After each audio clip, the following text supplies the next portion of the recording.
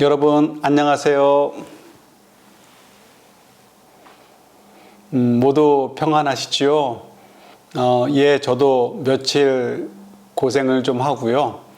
어제 오후부터 코로나 검사에서 음성이 나오게 되었습니다.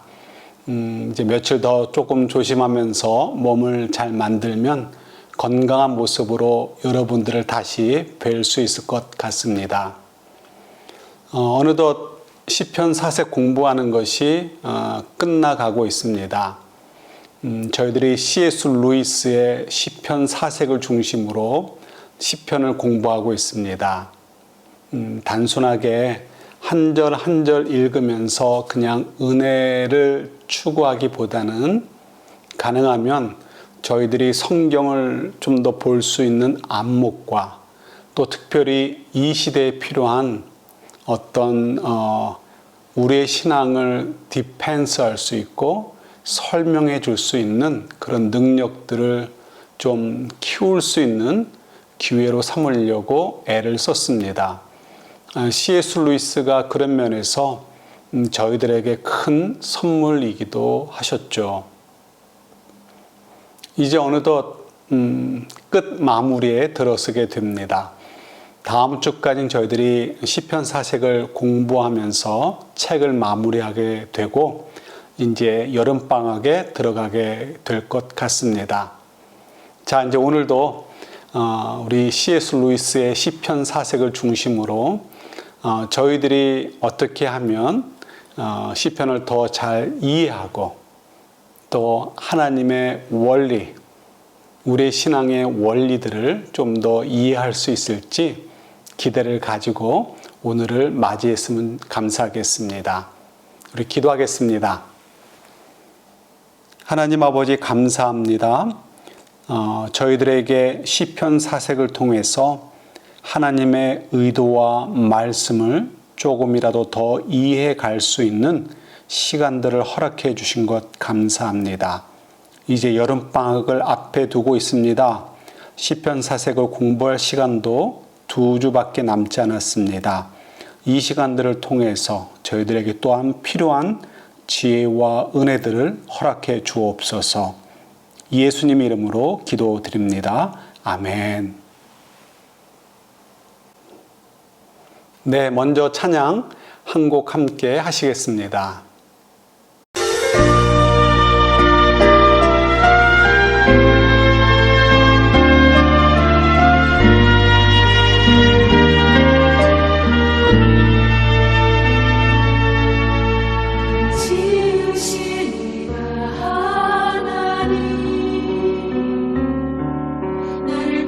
부르시니가 하나님,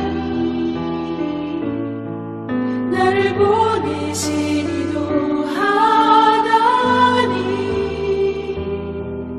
나의 나 된 것은 다 하나님 은혜라. 날 달려갈 길 다가도록 나의 마지막 하도록 나로 그 십자가 품게 하시니 나의 나 된 것은 다 하나님 은혜라. 한량없는 은혜 갚을 길 없는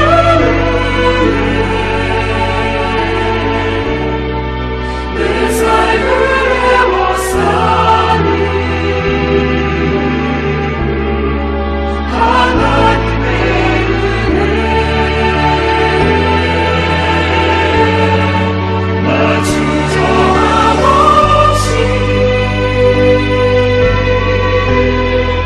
그 땅을 밟은 것 나를 붙드시니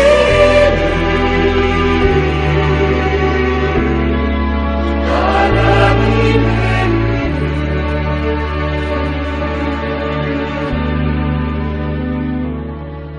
나를 지으신 이가 하나님 나를 부르신 이가 하나님, 나를 보내신 이도 하나님, 나의 나 된 것은 다 하나님 은혜라. 달려갈 길 나가도록 나의 마지막 호흡 다하도록 나로 그 십자가 굳게 하시니 나의 나 된 것은 다 하나님 은혜라.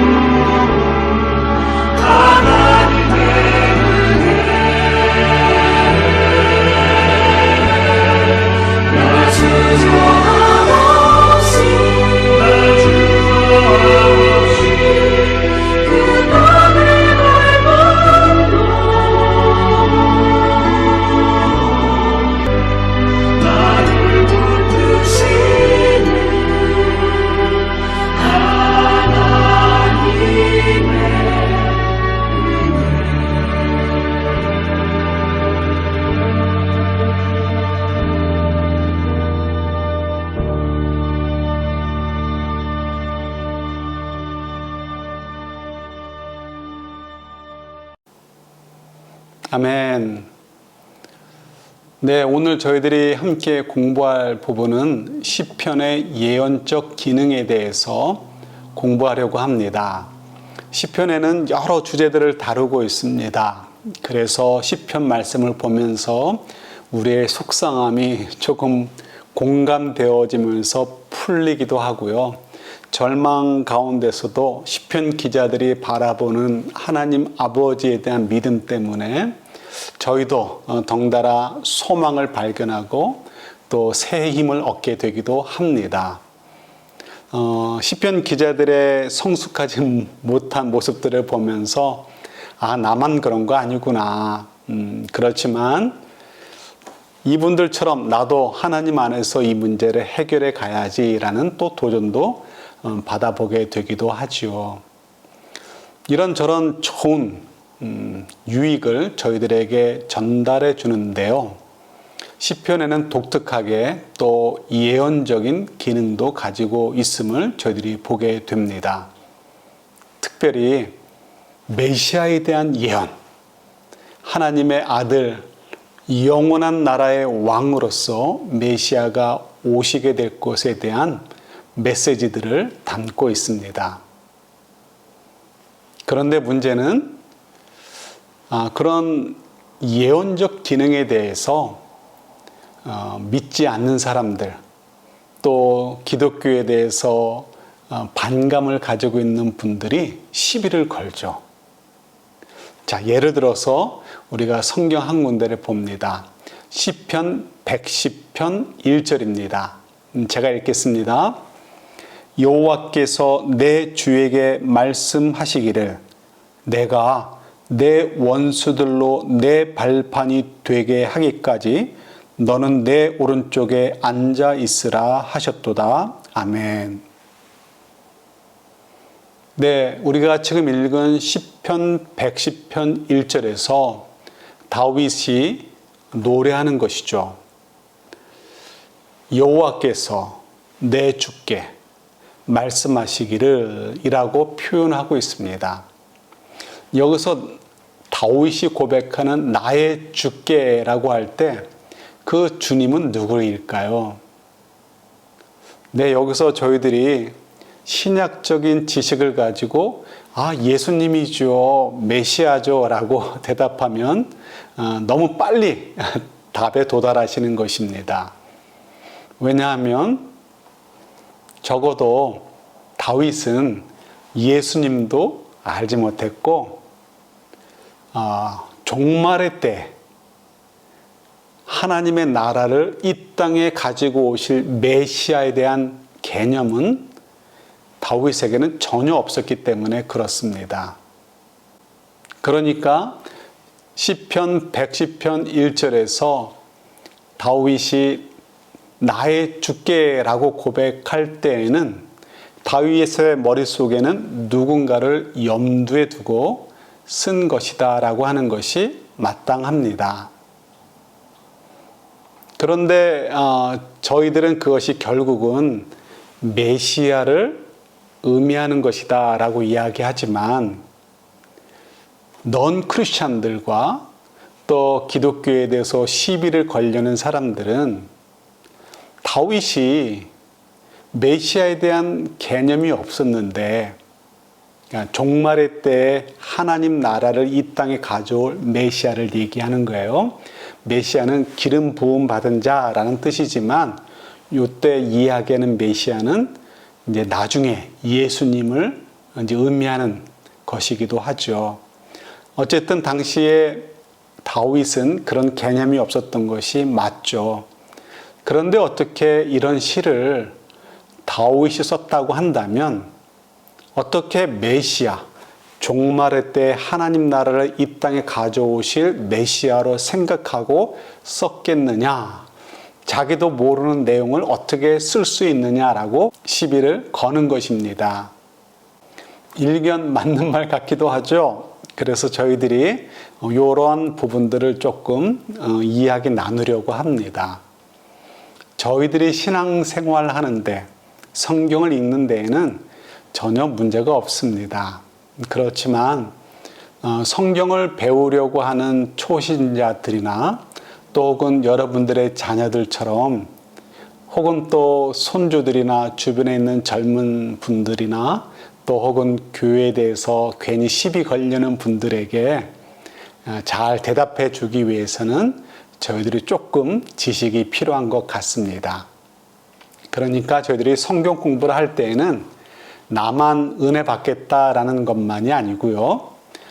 내가 성경을 잘 이해해서 복음을 좀 더 잘 전달하고 그리고 우리의 믿음을 잘 설명하기 위해서 성경을 공부한다라고 생각하시는 것이 더 맞는 말씀이겠죠. 내 주에게 말씀하시기를 이라고 할 때 내 주는 누구를 의미할까요? 적어도 다윗보다는 높은 지위에 있는 분이어야 하겠죠. 그러나 저희들이 역사적으로 아시다시피 다윗보다 위에 있었던 사람은 없었습니다. 굳이 꼽는다면 사울 왕과 사무엘 선지자가 있었는데 두 사람 다 시편 110편에 이 자리에 들어갈 만한 인물이 되지 못합니다. 그렇다면 다윗이 이야기한 내 주께라고 할 때 그 주는 누구일까요? 아마도 이 시의 특성을 가지고 이해를 해야 될 것 같습니다. 이러한 시편 110편과 같은 시를 가지고 왕실을 찬양하는 시로 우리가 이야기를 합니다. 하나님께서 세우신 왕, 그 왕을 통해 이어지는 든든한 나라, 하나님께서 대적자들을 물리쳐 주시고 지키시고 힘이 되어주시는 왕과 그를 따르는 백성들. 네, 이것이 시편 110편에서 노래하는 내용들이고요. 이런 내용들을 다윗이 노래함을 통해서 사실은 자기의 나라가, 자기의 왕좌가 하나님으로부터 그런 축복을 받은 왕좌요 나라이다라는 것을 노래하는 것으로 저희들이 이해할 수 있습니다. 선포이기도 하고 감사이기도 하고 또 하나님을 찬양하는 것이기도 하지요. 그러니까 내 주께라고 할 때 그 내 주는 특정인이라기보다는 다윗의 왕위 또 다윗가로 이어지면서 자자손손이 이어지는 하나님이 세우신 왕위를 상징한다라고 이해해 볼 수 있습니다. 그러나 이런 이해가 점점 시간이 흘러가면 흘러갈수록 조금씩 확대되기 시작을 했습니다. 그래서 유대교 안에서도 후대, 그러니까 예수님 당시로 가면 갈수록 내 주께 말씀하시기를 할 때 그 내 주가 어떤 특정한 존재를 상징한다, 가리킨다라고 하는 것에 점점 더 해석이 모아지기 시작을 했습니다. 내 주는 결국 메시아를 가리킨다라고 이해하기 시작했다는 것이죠. 메시아. 우리가 아는 대로 그냥 머리에 기름 부음 받은 자로서의 메시아가 아니고 더 뛰어넘어서 구체적으로 하나님 나라를 이 땅에 가져오실 왕으로서의 메시아, 저희가 아는 예수님을 상징하는 것으로 이해하게 되었습니다. 또 마태복음 22장에서도 보면 예수님께서도 직접적으로 시편 110편 1절의 말씀이 자기 자신을 향해서 예언된 말씀이다라고 이렇게 설파하시기도 하셨죠. 한번 같이 보도록 할까요? 마태복음 22장 43절부터 45절까지 42절입니다. 너희는 그리스도에 대하여 어떻게 생각하느냐? 누구의 자손이냐? 대답하되 다윗의 자손이니이다. 이르시되 그러면 다윗이 성령에 감동되어 어찌 그리스도를 주라 칭하여 말하되 주께서 내 주께 말씀하시기를 내가 내 원수를 내 발 아래에 둘 때까지 내 우편에 앉아 있으라 하셨도다 하였느냐. 다윗이 그리스도를 주라 칭하였은즉 어찌 그의 자손이 되겠느냐 하시니. 아멘. 지금 읽은 본문에서도 예수님께서 시편 110편 1절에서 다윗이 고백한 내 주께라고 할 때 그 주가 바로 예수 그리스도를 가리키고 있다는 것을 말씀하고 계십니다. 자, 그런데 여기서 지금 읽은 본문 가운데 보면 44절에 주께서 내 주께 이르시되 라는 번역으로 되어 있습니다. 이유는 70인역이라는 헬라어로 번역된 성경을 많이 인용했기 때문에 그렇습니다. 왜 여호와라는 단어 대신 주님이라는 단어를 사용했을까요? 그래서 읽을 때 헷갈리죠. 주께서 내 주께 말씀하시기를 이렇게 되니까요. 그런데 처음에 나오는 주는 여호와라는 단어를 주라고 번역을 해 놓았기 때문에 그렇습니다. 이유가 있습니다. 유대인들은 하나님의 이름인 고유한 이름인 여호와라는 이름을 함부로 부르는 것을 두려워했습니다. 너무 거룩한 이름이기 때문에 그런 것이죠. 저도 처음에는 이러한 것을 되게 우습게 여겼습니다. 뭐 여호와라는 이름 그냥 여호와라고 부르라고 하셨으면 여호와라고 하면 되지라고 했는데요. 사실 지금도 조심스러운데요. 신앙이 조금씩 자라면서 하나님을 알아가게 되고 하나님이 얼마나 놀라운 분이시고 거룩한 분이신지를 알아가게 되니까 조금씩 여호와라는 이름을 부르거나 쓰는 것이 굉장히 조심스러워지고 겁이 날 때가 있더라고요. 그래서 유대인들이 성경을 필사할 때, 이제 카피할 때요. 옛날에 손으로 써서 카피를 했죠. 그때에는 여호와라는 이름이 나올 때마다 목욕 재개를 하고 옷을 깨끗이 빨아서 새롭게 입고 여호와라는 이름을 썼다라는 기록들도 있습니다. 그것이 옳은 방법이든 혹은 그렇지 않던 어쨌든 유대인들은 그렇게 했습니다. 그래서 여호와라고 쓰면서 부를 때 아도나이 주님이다라고 발음을 했습니다. 그래서 그 발음한 대로 그대로 헬라어로 번역을 했기 때문에 주께서라고 할 때 그 주님은 하나님을 의미하고 나의 주에게 말씀하시기를 할 때 나의 주는 예수 그리스도를 의미하는 것이다 라고 예수님께서 확인해 주고 계심을 보게 됩니다. 그렇지만 예수님을 믿지 않거나 또 저희의 믿음을 거부하고 공격하려고 하고 부인하려고 하는 분들은 이런 저희들의 믿음을 인정하려 하지 않습니다. 어떻게 다윗이 자기 자신이 모르는 예수 그리스도를 예언할 수 있고 또 어떻게 그것이 이루어질 수 있겠느냐라는 것이죠. 우연히 맞아떨어진 것이거나 억지 해석이다라고 이야기를 합니다. 정말 그럴까요? 여러분들은 어떻게 대답해 주시겠습니까? 믿을렘 믿고 말렘 말아라 뭐 이렇게 끝날 수도 있겠죠. 그래도 저희가 조금은 더 노력해 볼 수도 있지 않을까 싶습니다. C.S. 루이스가 이야기를 합니다. 우연이라는 것은 이런 것이라는 것이죠. 로마 시대의 어느 작은 도시에서 벌어진 일입니다. 당시 로마인들은 공중 목욕탕을 좋아했습니다. 한 사람이 목욕탕을 갔습니다. 물이 자기 마음에 흡족할 만큼 뜨겁지 않았습니다. 그래서 목욕탕에서 일하는 노예를 불렀습니다. 야, 물이 뜨겁지 않다.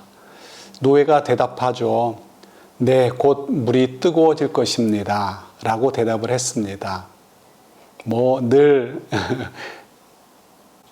들을 수 있는 변명 혹은 들을 수 있는 이야기이겠죠. 그런데 문제는 그 다음날 그 작은 도시, 소도시가 큰 불에 아주 큰 손해를 보게 되었습니다.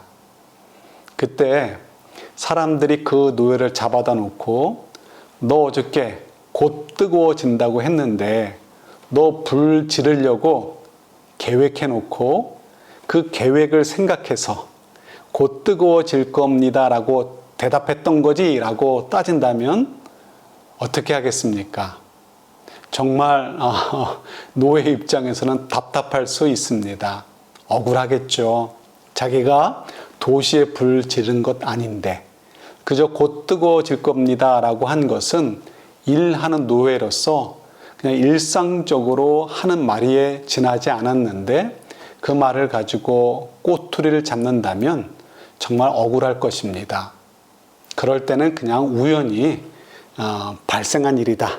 말과 어떤 사건이 그냥 우연찮게 연결된 것이다 라고 생각하면 될 것입니다.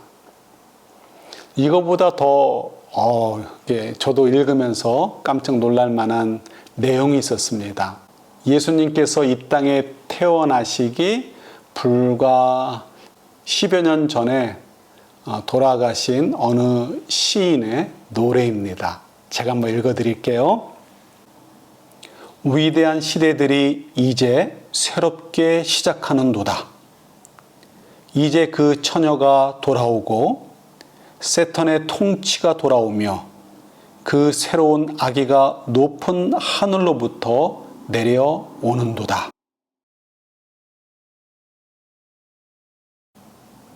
이 시를 쓴 분은 베르길리우스라는 분으로 주전 70년에 태어나서 19년에 돌아가신 분입니다. 이 시인은 예수님의 탄생 기사와 아주 흡사한 이야기를 노래하고 있습니다. 한 처녀가 돌아오고 세턴의 시대가 돌아온다고 합니다. 이 세턴의 시대라는 것은 로마인들에게는 평화로운 시대를 이야기한다고 합니다. 그래서 평화의 시기, 샬롬의 시기가 오고 있고, 그리고 마치 그 시대를 가지고 오는 것처럼 한 아기, 새 아기가 높은 하늘로부터 내려오고 있다라고 노래하고 있습니다. 정말 놀랄 만큼 유사한 면을 가지고 있습니다. 그렇지만 이 시의 시를 가지고 예수님의 탄생을 미리 예언하고 있다라고 우리는 이야기하지 않습니다. 그렇지만 시편 110편의 노래는 다르죠. 왜요? 예수님께서도 말씀하셨듯이 다윗이 그냥 한 고백이 아니고 노래가 아니고 성령의 감동을 받아 노래한 것이기 때문에 그렇습니다. 그래서 다윗은 자신조차 그 단어의 의미가 무엇을 궁극적으로 가리키는지 다 알지 못하는 상태에서라도 하나님의 메시지를 담아서 그런 놀라운 예언을 노래할 수 있었던 것이죠. 성령의 감동을 받아서요. 성경에 보면 많은 예언자들이 있습니다. 선지자들이요. 그분들께서 자신이 하나님으로부터 받아 전달하는 메시지, 예언들이 어떻게 성취될 것인지를 다 알지 못했습니다. 모르는 분들이 더 많이 있었죠. 예를 들어서 예레미야 같은 경우 나라가 멸망하지만 70년 후에 회복될 것이다 라는 메시지를 전달하게 되었습니다. 그렇지만 그 70년의 의미가 정확히 무엇인지 또 70년 후에 어떻게 회복될 것인지에 대해서는 알지 못했습니다. 자신도 그 의미를 정확히 알지 못하지만 하나님께서 주셨기 때문에 그저 선포하신 것이죠. 자기가 알던 모르던 중요하지 않습니다. 말씀하신 이가 중요하고 그 말씀하신 것을 전하는 것이 중요하기 때문에 그렇습니다. 어떻게 보면 저희 신앙도 이와 같지 않을까 싶습니다. 불행하게도 아무리 애를 써도 저희들은 하나님을 아는데 한계가 있습니다. 하나님께서 하신 일들을 이해하는데도 한계가 있죠. 중요한 것은 저희가 내 한 사람이 혹은 한 교회가 이해할 수 있는 폭은 굉장히 작다라는 것이죠. 알 수 있는 것도 굉장히 작고요. 믿음의 분량도 굉장히 작을 수밖에 없습니다. 그래서 다른 분들을 보면서 우리가 챌린지도 받는 것이 필요하고요. 특별히 성경 말씀을 통해서 우리가 도전을 받게 됩니다. 마치 다윗이 자기가 시편 110편을 지으면서 노래하지만 그 의미가 궁극적으로 예수 그리스도를 바라보고 있다는 것을 알지 못했던 것처럼 저희들도 우리가 살아가는 동안에 내가 사는 것이 도대체 무슨 의미가 있을까라고 생각될 수 있습니다.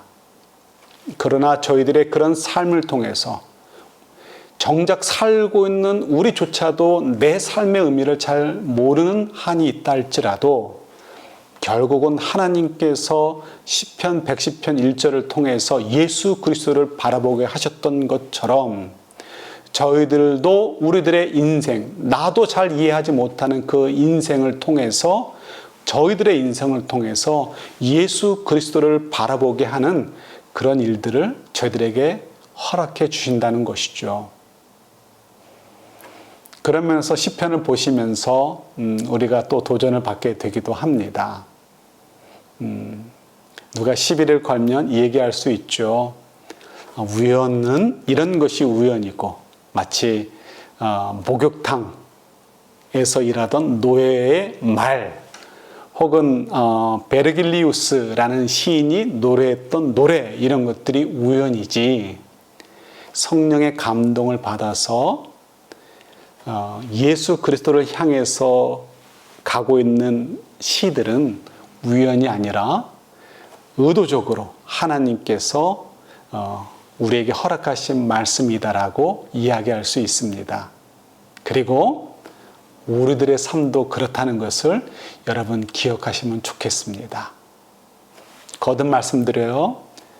우리는 우리 자신도, 나 자신도 내 인생에 대해서 잘 모른다 할지라도 하나님께서는 시편 110편의 1절 말씀처럼 우리들의 인생을 예수 그리스도를 향하여 볼 수 있도록 또 하나님 나라를 알리는 일에 사용하고 있다는 것을 기억하시면 좋겠습니다. 네, 여러분 감사합니다. 다음 주에 뵙도록 하겠습니다. 우리 잠시 기도하고 마치도록 하겠습니다. 하나님 아버지 감사합니다. 저희들에게도 성령으로 감동시키셔서 저희들의 말과 행동과 인생을 통해서 예수 그리스도를 볼 수 있도록 사용해 주신다는 말씀을 주신 것 감사합니다. 이런 놀라운 사실을 인정하고 깨달았사오니 좀 더 저희들이 책임감을 가지고 믿음의 도전을 행하는 복된 우리 하나님의 제자들이 되도록 도와주옵소서. 예수님 이름으로 기도드립니다. 아멘. 네, 여러분 감사합니다. 다음 주에 뵙겠습니다.